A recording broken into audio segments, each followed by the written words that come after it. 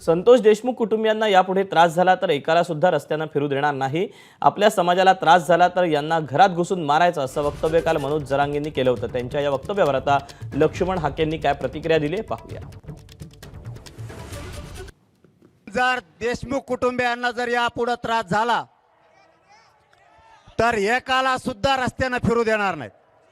परळी असो कोणा बीड जिल्हा असो, इथल्या आपल्या समाजाला जर त्रास झाला तर परभणी आणि पलीकडून धाराशिव यांना घरात घुसघुस आणायचं।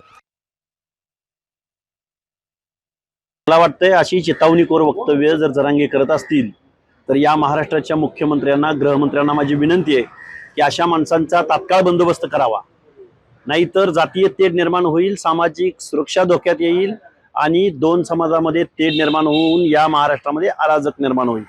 आणि जरांगे घुसायची भाषा आम्हाला सांगायची नाही। तुमच्यात जर दम असेल ना, कधी कुठं केव्हा ते सांगा। असल्या चिथावणीखोर आणि असल्या धमक्या जरांगे कोणाला तरी तिकडे द्या, अशा धमक्या या महाराष्ट्रामध्ये खूप लोकांच्या धमक्या बघितलेल्या आहेत। एबीपी माझा, उघडा डोळे बघा नीट।